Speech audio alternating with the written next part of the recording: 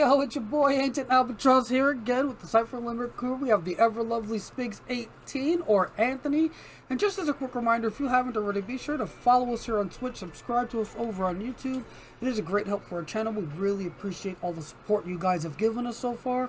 But yeah, we're trying to reach even higher levels, so yeah, even more support would be even more better. to quote my favorite character from It's Always Sunny, more better.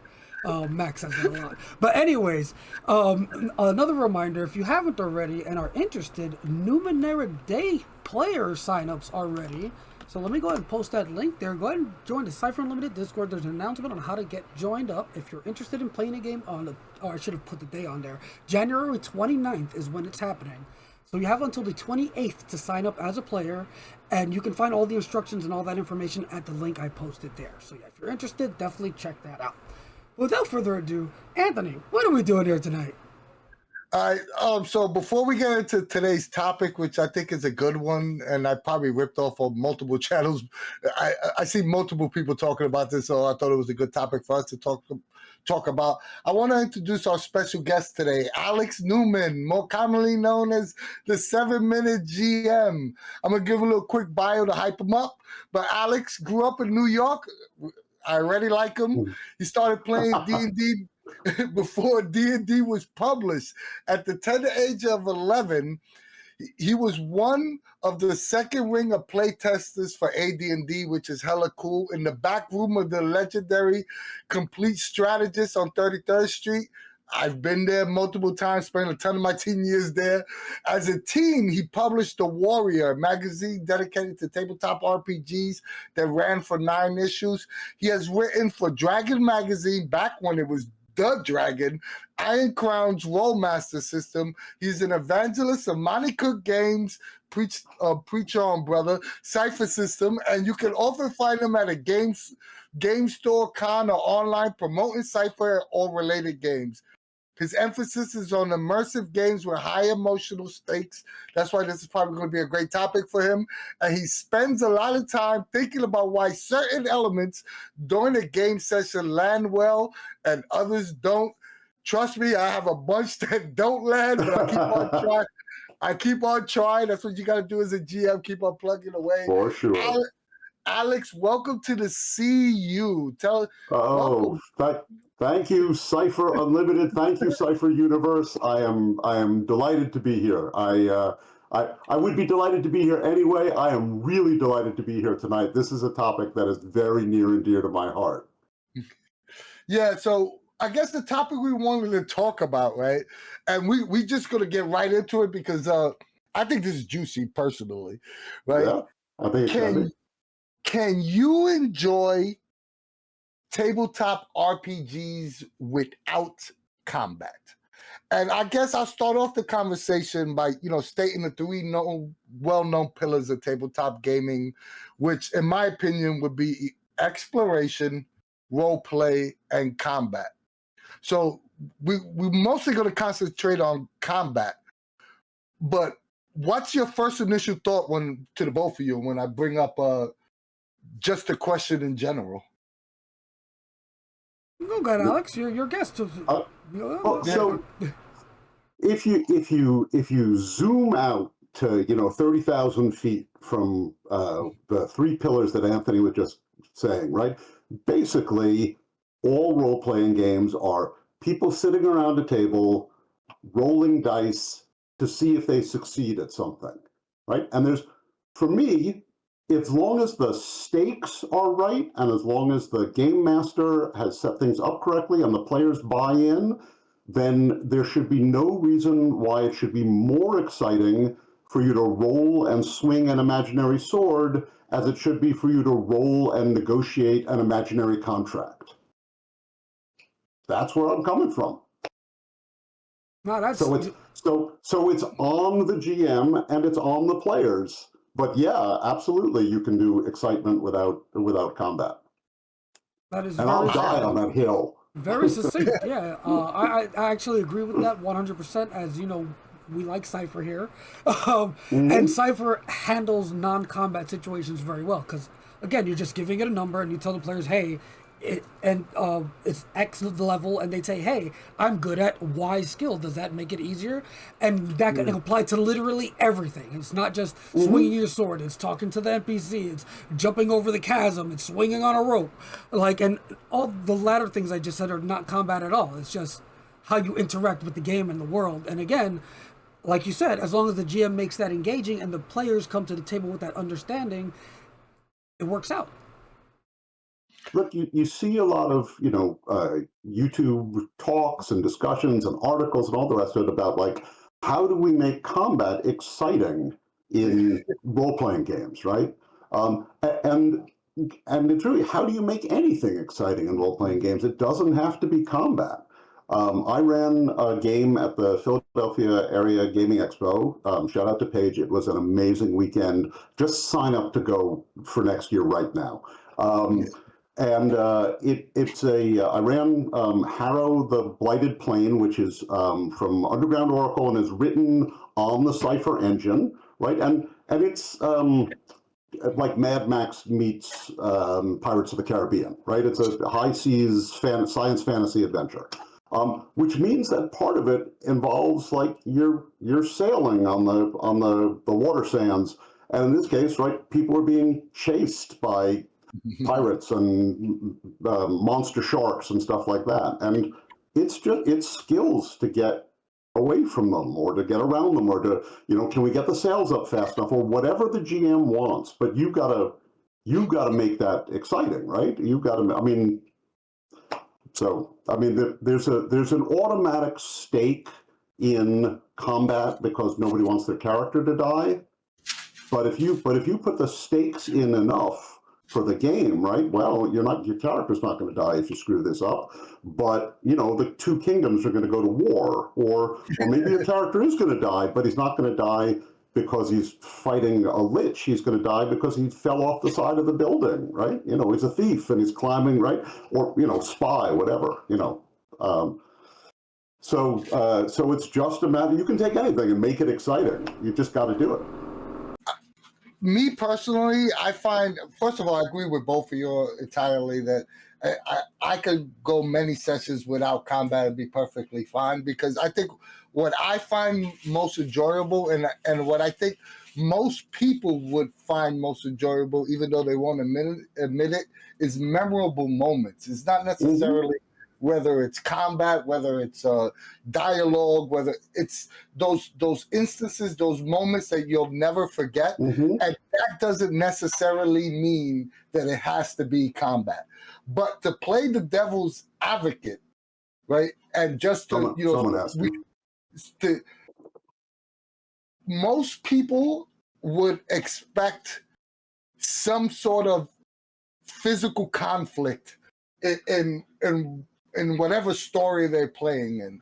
And you might be able to get away with having the one session or two sessions, introducing all the characters, introducing the narrative, building out your branches so your story is being laid out in a way. But eventually, I think certain players just want to hit a thing with a big stick or just want to shoot at something. Well, but you see, you had a little phrase in there that's doing a lot of heavy lifting, right? Certain players, right? And the big thing is, right, that's what even I talk about in some of my classes, something called session -1. Like, even before you get to that session 0, right, it's just you're the GM, right? As the description of the world, right? You don't want to give away the secrets. I get all that, but you should be able to say, like, this is a high role play, low combat game. And then if somebody shows up and is like, when do I get hit something with a stick? You're like, dude, you showed up to play baseball at a football game, right? We told you this was going to be low combat, high role play. You're not going to get combat every round. You want to be a murder hobo, go somewhere else. One of the things too about combat that personally, I'm not saying I'm not a fan of combat, because I like to kill things, of course, as much as the next guy. But one of the issues that I always find with combat is when you plan a combat session, your mind as a GM immediately has to go, okay, this is going to eat up half the session. because just when combat happens, unless you want to like hand wave everything, you're gonna eat up. You're gonna eat up a good chunk of your session just in this one fight scene. Yeah. Certainly, if it's a balanced fight scene, absolutely. One of the things with Cypher that Cypher's really good at is like a tier 1 player character can take out a level 3, level 4 monster NPC pretty much one shot if they're doing it right. And so I've done a bunch of adventures where you sort of there's killing or disabling, but there's not necessarily a lot of combat, right? They're they come sneaking up behind the guard and boom, one shot, right? You just say, make me a roll, right? Make me one roll. We're not gonna have this, right? Oh, and maybe if they roll a 1, okay, then you go into combat. But you get go through. Go ahead. Alex, you actually did that in a Wild West game. Right, yeah, right, yes. You beat a tier 7 vampire as a level 2 character with one shot.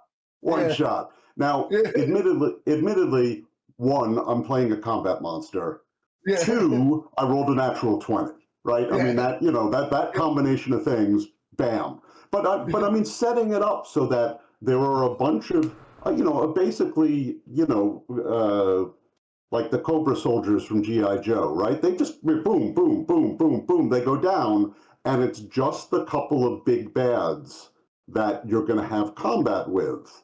So you can get those killing vibes, those damage vibes out of the way very quickly if you want to. And then, okay, so we've got to break into this thing and, blah, blah, blah, blah, blah. And there are a couple of guards in our way. But the rest of this is all trying to disable, hello, baby, disable the traps and, disarm the bomb and, all the rest of that stuff.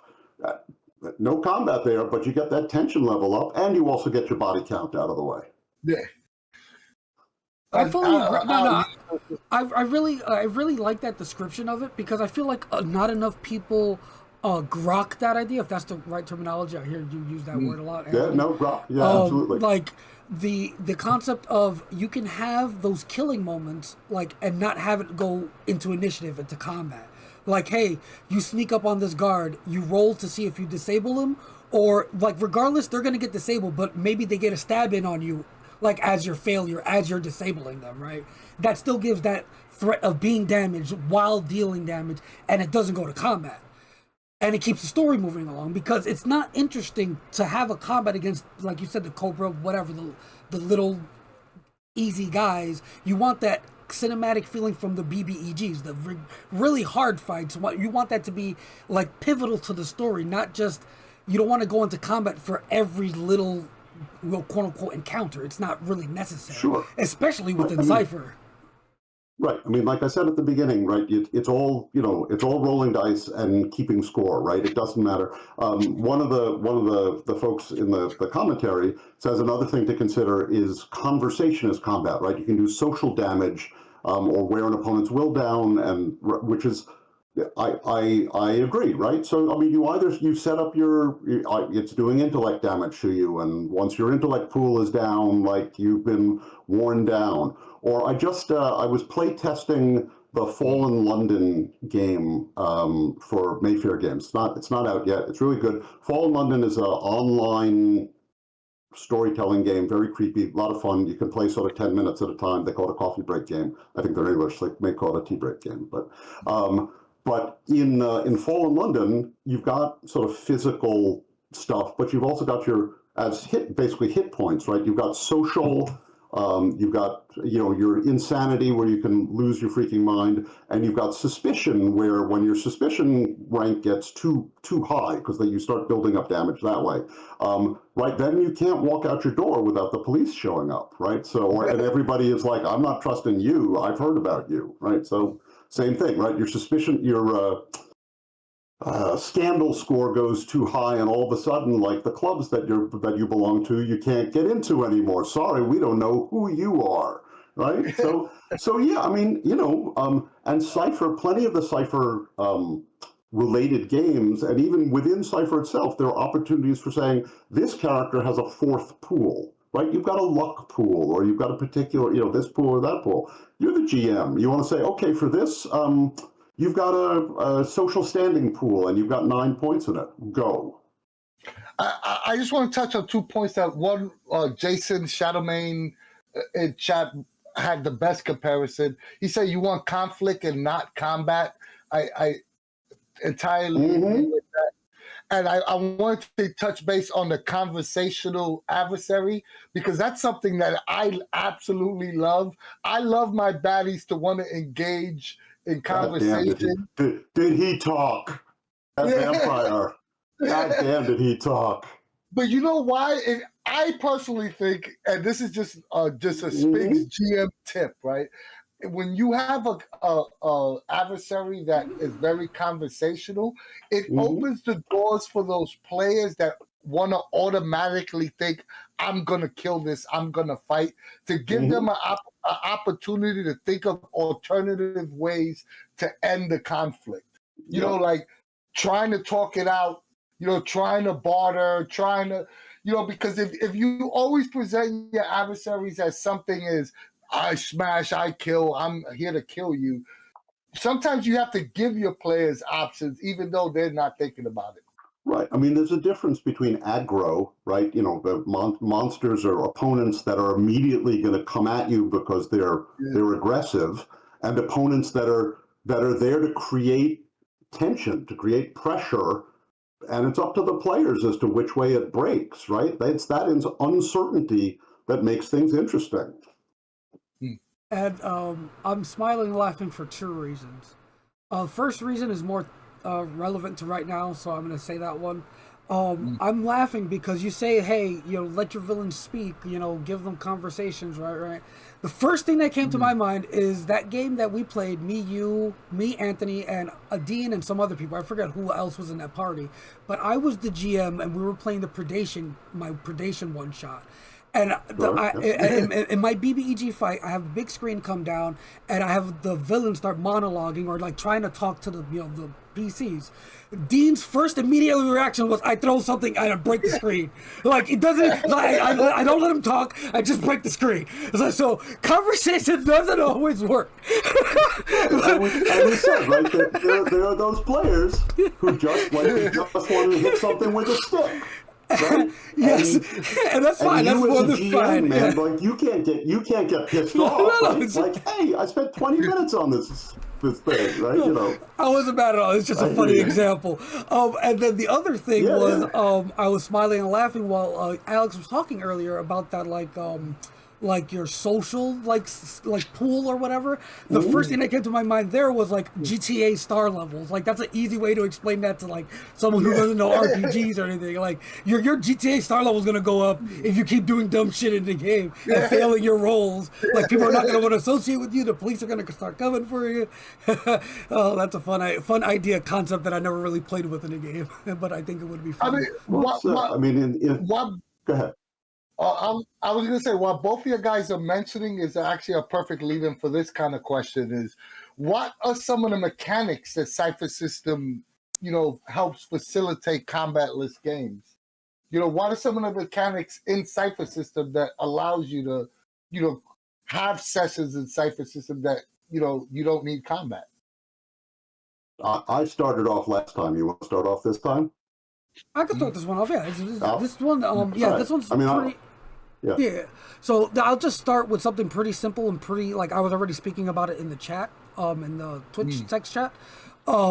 Something at Cypher's core is pools, and that makes it very easy to have non-combat because you're still at risk of losing your quote-unquote HP through failing, running from point A to point B fast enough. You lose speed points. You fail the seduction roll. You lose some intellect points. Whatever the case may be, you still have something at risk of going down within Cypher System. That it makes it so easy to run non-combat.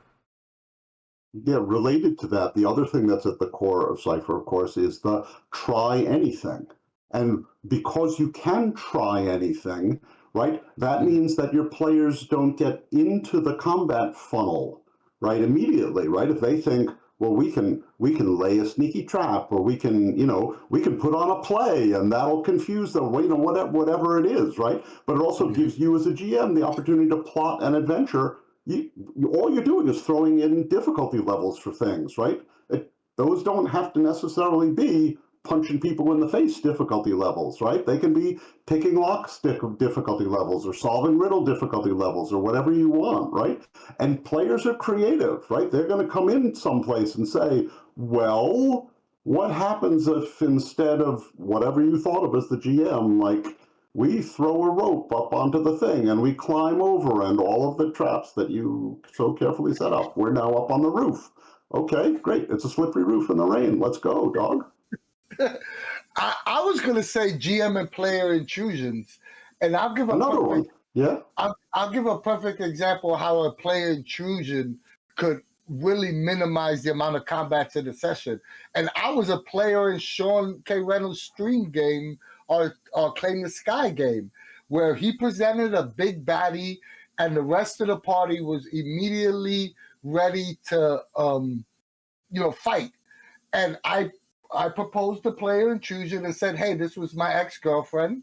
And the next 30 minutes was us dialoguing and the group deciding whether or not we should engage in conflict with this person. Ultimately, we did throw punches, but it added an interesting element, and it added dialogue before and during the combat scene. Yeah, I've got some extras like that. Yeah. Mm. And GM intrusion, if you feel like the players are constantly going from combat to combat, throw some GMIs in there to avoid the combat. Or if the combat is getting stale, right. There's nothing like throwing a group intrusion in where you say, it's been raining for the last couple of days. You're okay now. You're moving along the hillside, and you start to hear a rumbling from up above you as the rocks start to slide towards you. Because you can spend half a session on people dodging trees and mudsliding, and if you are an on-your-toes GM, there's great panic to be happening there, right? The scream of horses, and for medieval stuff, right? All that stuff, right? Go for it. Another instance is like what happened to me, not to go back to our session because it's the last session I played. The big BBG got killed rather quickly. I had a bunch of minions. I didn't feel like just battling minions would be interesting. I added a GMI. They got rid of all the minions in one turn, so we can move on with the story. And that's a gutsy move as a GM, right? That was unexpected, right? The player was like, "Oh, GM intrusion, I don't know," right? But the thing that you have, one of the big powers that every GM has is to think one step ahead, to say, I don't think this scene is going to be as fun as everybody thinks it is, and draw the scene to a close, right? I mean, that's a superpower right there, right? Yeah. Yeah, and what I was going to say... what?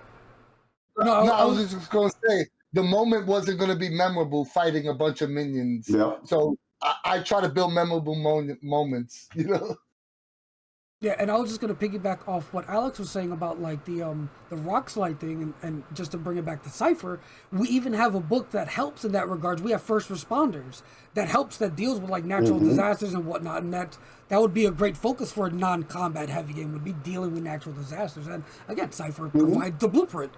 It's very easy. Yep. That's a good... Oh, go ahead. I'm sorry. I'll finish your statement and we'll lead it to another question.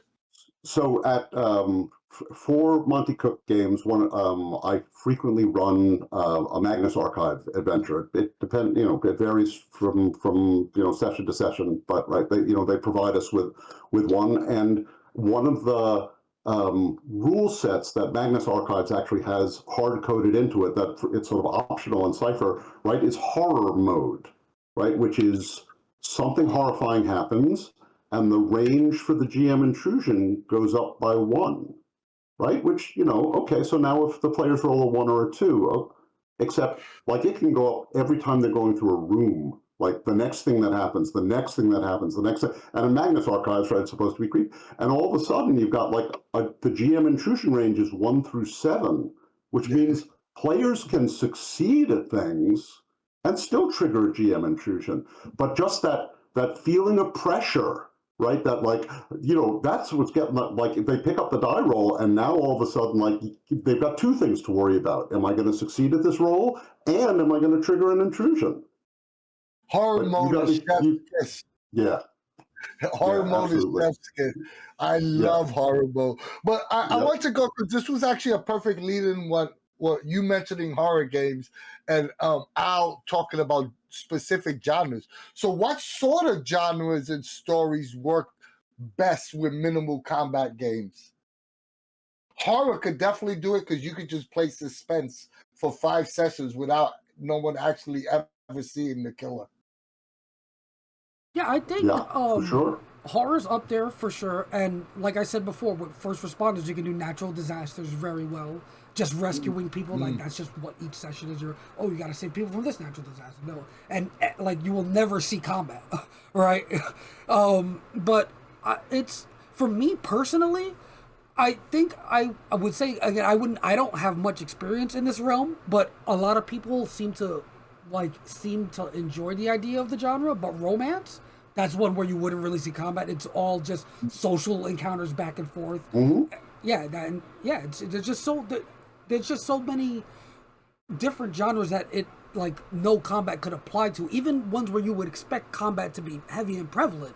Like I don't know what genre Sir James's game is that he's talking about in chat there, but he said he's gone like I forget how many sessions with only 1 combat.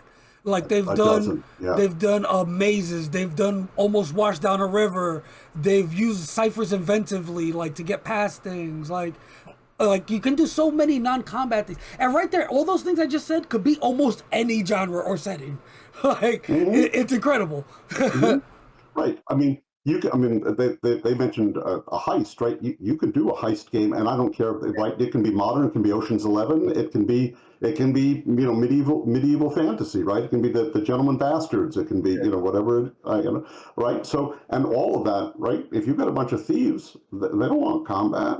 Right? They don't want to engage a guard. They want to get around a guard. Right? So and then the challenge there is like, come on. How fast can you pick this lock? Or whatever it needs to be. Right? Then you're dealing with traps. Then you're dealing with right. So the brain changing module for back in the day, right, was the original Tomb of Horrors. Right? It had 1 combat in it. Right, but everything else. I mean, there were a lot of things about it that were game changing. Right, the illustrated booklet. It was the first time they used box text for read this to the players. Right, because it was important that every GM do it right. It was a tournament module. But the fact was, you went through 48 pages of adventure before you encountered Vecna, and right. So that. And you could do that in a superhero genre, right? Because that's definitely something that the Joker's going to stick Batman in a house of horrors, a fun house, a deadly fun house, right? You can do. I mean, you can do that almost anyway. Horror, of course, but someone said like underwater exploration. Like exploration is really good for that too, right? We're lost. Whatever it is, we got to climb down a cliff. All sorts of that stuff. For me, my mind immediately went into political intrigue, and it's sort of the same type of concept that it'll fit in, and for a subgenre, it'll fit in every genre. Like there's nothing like sci-fi where you're negotiating with different planets, governmental systems, and figuring out how to stop a war. And the war never happens because you're negotiating from planet to planet. I mean, Game of Thrones is really 90% political intrigue, 10% fighting. So it fits into every genre. Supers, you could do that with supers. So that's what my mind went to immediately. Yeah. Noir is probably another one that but that's Right, kind of sure, mystery solving, yeah, absolutely. Yeah, Also, yeah, pulp fiction, because pulp fiction leans heavily yeah, on exploration, right? yeah. You're going through the jungles looking for, ancient gold or whatever it is, right? Indiana Jones, right? Indiana Jones. I mean, there are a couple of combats, but Yeah. not a lot. It's more running and dodging, and can I fly this plane, and steer this mine cart, and all that stuff. Um, This is one of unrelated. the Oh, God. yeah. This is No, unrelated. I'm just going to ask. Do you think that someone who doesn't play role playing games, if you invite them to say, hey, come play Dungeons and Dragons, come play Cypher or whatever it is, do you think in their mind that they would think it involves combat? Like, Yes, I'm going to hit stuff. 100%. that's a smart question, but I think largely because the way D&D, I was going to say role-playing games, but let's face it, D&D is the one that sort of goes through the media, right? Stranger Things and all the rest of it. Largely because of the way D&D is represented, it's the combat. I mean, what you see is combat, and people saying, "I need to cast fireball. I need to," right? I mean, that's the scenes in Stranger Things, right? Oh no, Demogorgon, right? So yeah, I think that people outside who've never played a role-playing game before but have some little inkling of it probably think it involves hitting people with sticks. Chat brought up a great point. Chat brought up OSR and old D&D, the old versions of D&D. They spent their entire lives trying to avoid combat, and then all of a sudden, the next generation came in, and that's all they wanted was combat. Well, it's funny. I was talking to somebody about this earlier today, right? The very original, the white box, right? Yeah. All the classes have the same hit point die, right? Yeah. It was six-sided die, and a first level character had one six-sided die, right? Combat? No, thank you, right? The fifth edition. I mean, when they changed that, so you started with sort of a good pool, But that's also one of the big differences between Cypher and many role-playing games, or certainly between D&D, right? And it's a thing that Charles and I were talking about this. You have to educate people that their pools are not their hit points. Yeah, that's right? hard, dude. It is That hard. is so hard. That is hard. You don't know how hard it is explaining to someone that first comes in, because even now someone could be playing Cypher System for a year and they'll still be like, I don't want to lose any of my life point. I said, yo, your pools are there to be used. It's a resource management game. And I think it just takes a little bit of experience and reminding them that they get that one round recovery roll. They get that, right? Things pop up and down. This is a little bit of a sidebar, but conversation came up in Discord group maybe. Someone saying like, I like Cypher, but I don't like the way you can go from being not touched on the damage track to impaired and then pop back up again. Like that same thing with D&D, right? They don't like going 0 hit points to 1 hit point and all of a sudden you're okay. And I said, well, your pools aren't your hit points in the first place, right? They're how much energy you have for that type of activity. So first place, if your GM says you can lift 150 pounds and your maximum might pool is 10, you can lift 150 pounds whether it's 10 or 5 or 1, right? You don't get weaker. But you think of it this way, right? You're chopping wood in the hot sun, right? You're spending might points, right? You're doing good, couple of hours, bang, bang, bang, bang, bang. And all of a sudden, like your arms get rubbery and your swings aren't as good because you've run out of might points. Now you've dropped down 1. So you go sit in the shade for a little while, drink a cold glass of lemonade. You take a 10-point rest and recovery roll, right? You come back up, you're swinging and chopping just as good as you were before, but you can't do it as long because you've only got a couple of points left in your pool now. So if you're spending them at the same rate you were, you're going to get exhausted again. And that's, I mean, if you call them exhaustion points or something like that, I think a lot of people would handle it better. Oh, we're gonna go into we're gonna go on a tangent here because this is something. That's what we do here. We go on tangents. All right, that's whatever. It's a conversation. I have a question then, right? And this is: do you think then the drastic change on the new cipher, where avoiding taking points damage from your pools directly, is directly related to complaints of people that are first coming into the cipher system and saying, "Hey, I don't like this. I don't like using my abilities in pools and taking damage off the same pool." Do you think those two things are related?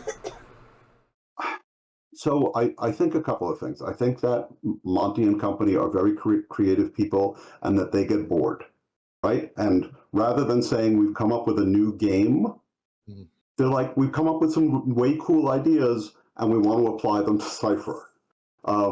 Because the sort of multiple box thing at multiple level, right? You've got, three, if you get 3 minor wounds, you go to a medium wound. You get 3 medium wounds, you go to a major wound type of thing. Is showing up in a bunch of systems sort of all at once right now because that's the way the world works, right? Everybody has the same idea at the same time. Poof, right? The Fallen London game that I was just talking about uses pretty much the same damage structure. But I does too. Yeah, right. No, the Daggerheart does too. Right, exactly. Yeah. Right. A bunch of it's just right. This all of a sudden everybody comes up with the same idea. Nobody's ripping anybody else off. Nobody, right? But I do think that the physical damage, separating the physical damage from the pools, was probably a direct response to that trying to get around that. I have the same problem getting players to spend experience points. Right? No, I want to save up my experience points. Yeah, right. So, Al, what do you think? Because I definitely have opinions on this. What do you think, Al? No, 100%. I think if I haven't said it on stream before, I must have. I felt like I must have. When I first learned about wounds, that was my initial reaction was, hey, this is in response to people who saying they want like a health pool. They want an actual HP pool. And it makes sense, right? You want, and from like a player perspective, right? It kind of makes sense. You want to be able to use your pools as the resource to do things, not as the way you're taking damage, right? So I kind of, it makes sense that they're doing it to like, again, hear those complaints. But on the flip side, it also helps that core Cypher tenant where you want your players to be spending those pools to do things. And now that there's a separate wound, like track, whatever, now they'll feel more comfortable spending their might, their speed, their intellect to use their abilities, to use effort, to do whatever, right? So, yeah, I think it's column A, column B type situation. I mean, as someone who spent the last 5 years of their life taking surveys involving the Cypher system rule set, from hardcore Cypher fans to people that are not Cypher fans, also having had multiple discussions with Sean, Bruce, Charles about the system itself. Al, I'm always constantly asking survey questions. That is the number one complaint from non-Cypher fans about the system. So I absolutely think it had a major role in why they separated the two. Because at the end of the day, you want to expand your audience, right? So if you have, every time you release a survey and 40% of the people are telling you, hey, I don't like the fact that my ability, I have to take points from my abilities and take damage from the same pool, you're going to have to make some changes if you want to expand. I think the way they're doing it is going to be hella cool, but I do think that it definitely had an impact on the design choices of the new Cypher, for sure. Hey, gents, do you see the question from a random user who said, I haven't looked at the new Cypher damage thing. Is it similar to Invisible Sun's injury wounds, injury anguish track? I don't know enough about Invisible Sun to give an answer. I think it's more closer to be honest, I think it's closer to Daggerheart. I think it's closer. It's an entirely separate pool. I'm just curious, and this is a good question because we don't really know this fully till we see the Game Master's book. Do you think that they're going to have alternative ways of actually removing points from your three main pools opposed from just effort and edge, just using effort? Well, I mean, And I think there's always been directed combat in Cypher, right? You take an intellectual attack, right, and called shots, right? You know, you step into a bear trap, yeah, you're going to lose, 2 points of might and 4 points of speed, right? That type of thing, right? So I think there will be definitely ways of targeting pools. But of course we won't know until the GM book comes out. But also Cypher is really, really good about saying, play what works, don't play what doesn't work, right? So, right, same thing. Yeah. We had Sean on 2 weeks ago, and there was people asking questions about, hey, how about if I don't like it? And Sean's response is the greatest response ever. They use the whole book. Use the whole rules, Right. Yeah. That's something that someone was bitching to me about the new rules, and I was like, dude, that's like someone coming to me and saying, the movie ruined the book. No, it didn't ruin the book. Just go read the book, right? Same thing, right? The old rules aren't going away, right? In fact, they're compatible with the new rules. So if there's stuff you like from the new rules, great, grab that, bring it in. If there's stuff you don't like and you don't want to touch the new rules at all, great, right? People still play first edition AD&D, right? Because that's what they like. Yeah. Or second edition, God knows why. Or, or whatever it is, right? Same thing, right? You don't have to upgrade. You're not obligated. Hey, I made my bones in second edition. That's where I started. What I was going to say was people normally say fourth edition. I don't know why. He's saying second edition. 3.5, yeah, right. But like I said, Ravenloft started in second edition, so props to that. Good. A lot of great things started in second edition. Yeah. But what Lord Loppage said in chat is what really, what we're saying culminates to. The key to role-playing games, use what the group has fun with. So if you find that your table is not enjoying some aspect of the new Cypher rules, just do it the old way or change it to see how your table enjoys it. That book that you're reading from is not set in stone. Right, and to bring it back to tonight's topic, right? If your group is not having fun without combat, then your obligation as a GM is to either throw in more combat in a way that you're going to enjoy, or to say to them, hey, friends, I don't really want to run a combat monster game. Maybe someone else should GM if that's what you're looking for, right? You don't have an obligation to do anything as a player that you don't want to do. You don't have an obligation as a GM to do anything you don't want to do. Lord and Lady Mills, with some communities, you could get left behind by choosing to stick with the old rules. That is absolutely true. I mean, there's a phrase called "addition wars" for a reason. This is not the case here. Yeah, Cypher is definitely not that, and the CU is definitely not that community, because we've had open discussions back and forth about the new Cypher. People hate it, people love it. It is what it is. Not only that, we have the creators of the system are going in to defend their design choices on the server, which I absolutely love. Sean would go in and apologize to us in the chat, say, hey, I'm sorry if I got into a... I'm like, no, dude, go ahead. Go get him. Yeah. I said, if you think about it a little bit, right, Cypher with the core system and each of the white books, right, each of the white books is making a choice, right? You're picking a set of rules to hook onto that core engine, right? I mean, here it is. You're basically here's a book full of house rules, right? I mean, so whatever it is, I want to play superheroes. Okay, great. Here, now you're playing Cypher and superheroes. I want to play cowboys and dinosaurs. Here you got predation, right? I mean, the modularity of Cypher system to me is the best. So I don't understand why people keep writing settings for 5e.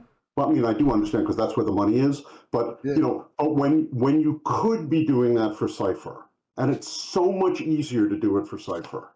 I don't have anything against 5e, by the way. I mean, I really don't. It's a good, it's a good system. But you know, I mean, if settings are, yeah, I mean, it's so easy to write a Cypher setting. And if you read the new current version of Cypher, I feel it's going to be even easier because now you're not beholden to the major types. Because now you can say, hey, I'm going to do a setting and I'm going to do these subtypes to cover it. And it still fits into the core Cypher system, you know, Cypher rule set. So it's going to be even easier to do going forward. Yeah, the person I really feel sorry for is are the guys who maintain the Cypher character creator system online, because the new system has a lot of options and there's a lot of picking and choosing there. Jeremy's going to be pulling his hair out. Yeah, poor bastard.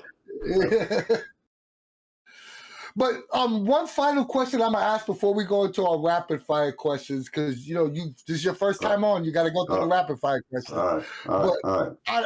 Out of the 3 pillars of gaming, you know, role play, combat, exploration, what do you personally enjoy the most? You asking me? Like I said that in my intro. I mean, I'm a role player, right? I'm an actor. I'm a writer, right? I'm an Imagineer, right? I am a role player. So for me, hands down, role playing. Like if I never had to swing a sword again, or make a roll to swing a sword, because one of the things, especially with Cypher, right, is, and actually with any game, one of my philosophies is the dice are plastic. The people at your table are flesh and blood, right? Somebody rolls a 2 and the story says you take that guy's head off, or that person falls in love with you, or whatever it is. I don't care if you rolled a 2. So role play for me. Role play overall. How about you, Al? I enjoy exploration, quite honestly. I think if I had to choose between those 3, exploration is really high on that list. Because I always say this when we talk about, you know, gameplay, I play the least out of all of us, right? I don't play often, I don't run often, but I do solo play. Again, not often, but that's my main mode of play these days, is solo play. And when I sit down to go solo play, you know, you can role play. It's a little hard to role play back and forth with yourself, but it's doable with your oracle or whatever. But always, no matter what the genre is, no matter what the setting is, no matter what the game is, I always find love in finding out how my characters got from point A to point B. I roll dice to see if they went through like weather issues, if their conveyance had any malfunctions, if they encountered any bandits on the road, like stuff like that is what I love. And then out from the exploration comes the combat, comes the role play. Yeah, I think oh, go ahead. I'm sorry, Alex. Go ahead. The word travel, right, comes from the old word travail, which means trouble and strife, conflict, because it was, you know, in the before days, it was so hard to get from one place to another that, you know, so if a good role-playing experience is about tension and conflict, but not combat, travel gives you plenty of opportunities for that. Yep. You know, when I originally wrote this question down, I was with Alex. I was going to say role play because I'm a talker. I'm an extrovert, so I'm constantly talking. I'm constantly making NPCs that talk. When I play a character, I tend to play talk characters. But the more I thought about it, like I said, with memorable moments, I try to go through my catalog of what were some of the memorable moments I had growing up playing role-playing games, and it was exploration. It was, you know, just first time discovering a setting or discovering the main aspect of a setting. You know, like that first time you see an ancient ruin in Numenera, it made me fall in love with Numenera. You know, so I'm going to have to say exploration when I originally thought it would be roleplay. Mm-hmm. Mm-hmm. I said this in chat, I'll just say it out loud. exploration is the foundation for everything. Even if it's just exploring a small town or like a very small exploration happens, even if you don't think of it as exploring because it's a very like confined area, or like even a room. You can explore a room. Like my room, if I put a stranger in here, they can explore it because there's things to find here they don't know about. So you can explore any amount of space distance. Yeah. Amen. I mean, the scale doesn't matter, right? You're looking for clues all, because you're doing a mystery, right? You're in a room or a house. We all gonna, before we go to rapid fire questions, we'll do a quick little. My one thing about this whole combat, do you need combat, whatever? All I'm gonna say is, the only thing I want to say, if you take anything, make your NPCs and make your big bads conversational. That's the only point I want. If you take anything from what I said in this whole video, take that. What do you got to say, Alex? What do you got to say, Al? Well, I mean, I think that the big thing for me is that killing shouldn't be easy. I don't mean mechanically, because it's real easy for one human being to kill another human being physically. But if you are doing it right, like your characters, unless they're playing a particular type of character, like the first thing that happens should not be them reaching for their guns or their swords, unless you've got a bunch of people playing absolute psychos, right? So, but having those, you get those great moments where you're like, yeah, we could kill them, but do we have to? And I was playing in a game at Page called Sickest Witch by Justin Ciros. Great new game. And there was a moment in the middle of the game where I swear I could feel everybody at the table go, wait, are we the good guys or the bad guys? And the sweet thing about that was half of them thought they were the good guys originally and now are wondering if we're the bad guys, and half of us were sure we were the bad guys and now we're wondering we're the good guys. But that gray area, man, that's where I live. Yeah, that's an awful place to live. I mean, awesome place to live. Dealing with those, dealing with those emotional moments, or whether it's a dilemma, whether you want to know if you're bad or good, that's just a wonderful GM storytelling. I don't know how to say it any better than that. Mm-hmm. And I'll just leave my final comment very succinct because it was stated in the chat earlier, and I'm just going to repeat it. I'm pretty sure it was Lord Loppage, but I can't find it again. But we'll say Lord Loppage said it. Sorry if it wasn't Lord Loppage. But what they said was, and I said earlier, the RPGs come down, and I'm paraphrasing again because I couldn't find it. RPGs come down to what the table finds fun, whether it be combat or no combat. It's kind of like you can enjoy both. That's the answer to my question. It's really what your table finds fun, or you as the GM, what you enjoy running. And that's simple as pie. If you like it, do it. If you don't like it, don't do it. And every once in a while, it's good to hit something with a stick. Yeah, absolutely. It feels good to have. It feels good to choose violence every once in a while. Yeah, no, and if that's what people want to do, super, great, go for it. So this is the portion of our show. Since this is your first time, welcome. Here's your welcome to the CEO. This is our world famous rapid fire questions, right? Alex, this is where we dig deep into your soul. We reach into it. We stretch your essence on the table for the whole world to see. This is our world famous rapid fire questions. Are you ready? All right, bring it on, boys. Question 1. Player or GM? I prefer to be a player. I am a forever GM. Oh, nice. It'd be like that. Pull punches or TPK? Pull punches. I'm a softie. Online or in-person gaming?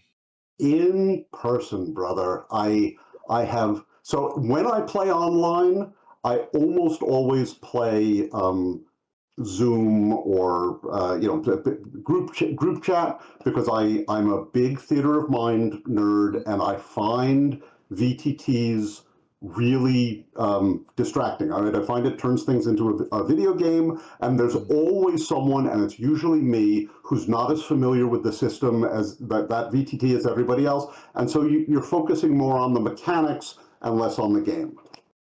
Mic drop. Very valid. No, that is super valid. I don't think anyone has mentioned that when saying, online, why they chose in-person versus online. It's super valid, that learning curve of VTTs, yeah. But next one, announce a difficulty number or keep it a secret. Keep it a secret. I do narrative difficulty numbers. Like, you feel pretty good about this.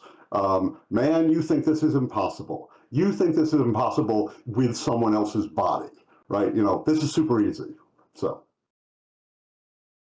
I'm so sorry to hear that. I was just responding to something in chat. Salty or sweet snacks at the gaming table? Oh, I'm a savory guy, but I don't want to structure anybody's experience. So bring whatever you want.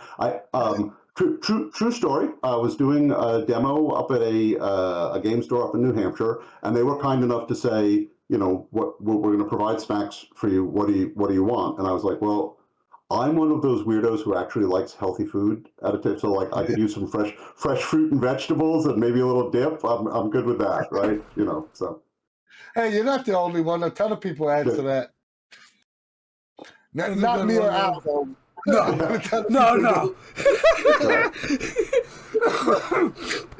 And this is the topic of the night: RP or combat? Let me think about that for a minute. Yeah, RP. You know that.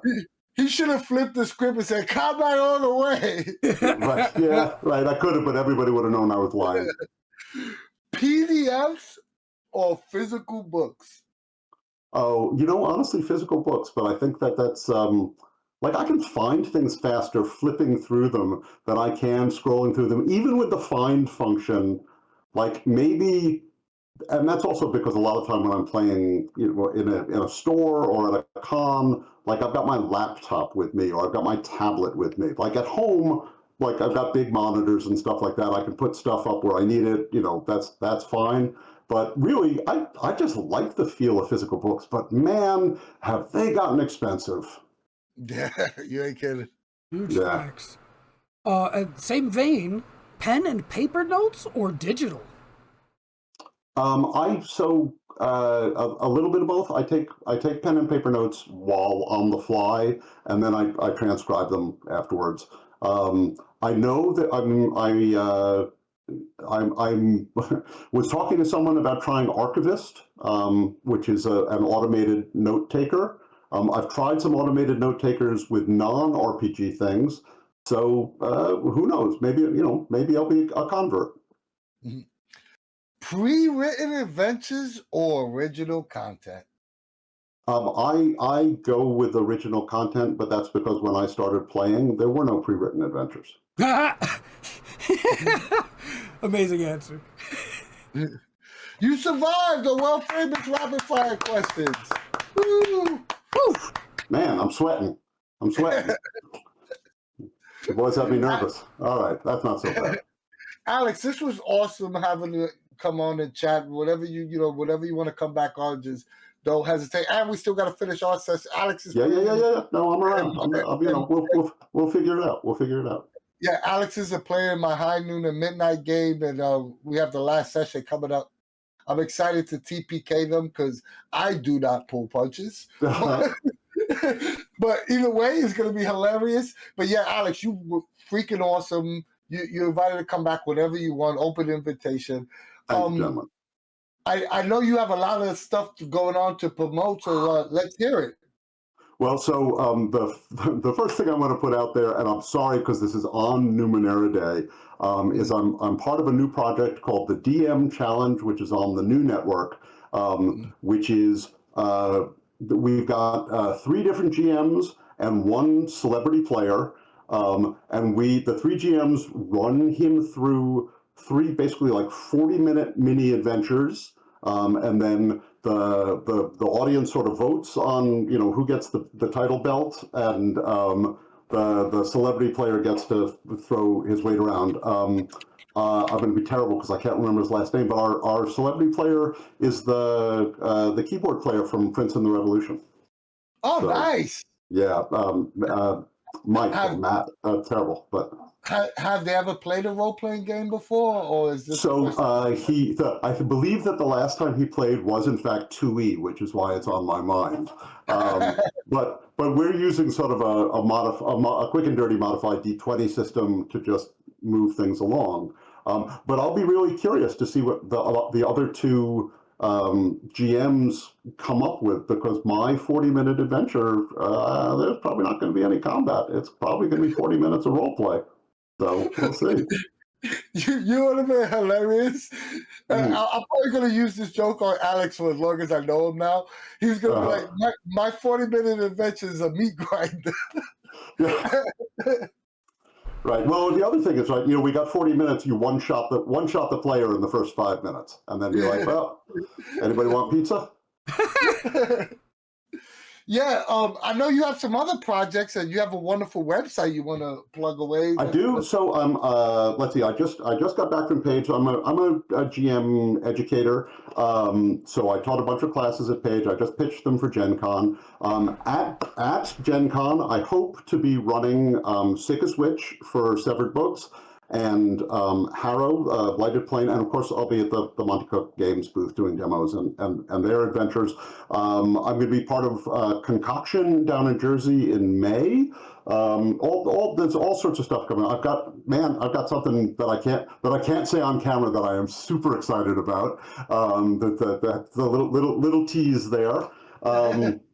All sorts of good stuff. Oh, and if people are interested in what I am like as a GM, I'm on Start Playing. You can find me. I'm running an Old Gods of Appalachia West March style adventure, so you can come in, go out. It is small story, right? There's a single town. It's sort of based in a single town. And every adventure ends being either back in the town or close enough that if a new player shows up the next week and they want to catch up with everybody, they can. But each story is sort of self-contained with an overarching plot. It's called The Lurking and the Lost, and it's set in the town of Lamplighters Rest in 1923. Y'all. Oh, that's awesome. Yeah, if you can, not only is Alex 7-Minute GM extremely knowledgeable on all things RPG and a great game master, he's a hell of a really cool guy. And, I just encourage the CU community to go look him up, check his website out, go support him, because we need to support cool people, and he's definitely a cool person. Bless you for saying so, my friend. I'm looking forward to seeing you, in the Weird West again. And listen, I'll come back when I got something to say. So, which is pretty much every week. So, whenever. This has been a real pleasure. Al, you want to bring back Numenera Day? I'll talk about Numenera Day again before I go into my spiel. Oh yeah, before I sign us out of here, just another quick reminder for anyone who's not aware, we are running Numenera Day. We already have our GM signed up, and player signups are now live and available for you to, sign up. I don't know why I said it so awkwardly, but let me go ahead and get that link back up there again. You can find all the, specific details on how to sign up to play a game on the Cypher Unlimited Discord. The link provided here and down below will link you directly to the announcement message talking about it. But just a TLDR, it's January 29th, and you can sign up until the 28th. And there's I think 12 different games being run across the 12-hour span or something like that. Very exciting stuff. If you like us and you like what we do, join the Cypher Unlimited Discord server for all things Monte Cook games. We have the largest fan-run Discord for everything MCG. If Discord's not for you, join our Facebook group. Not as big as our Discord, but still great conversations being had there daily. If you're finding the kindness in your heart, give us a sub here on Twitch or go to YouTube and like, share, and subscribe there. We're still trying to build both platforms up, and any help you can give us in that area would be greatly appreciated. Our videos are always free.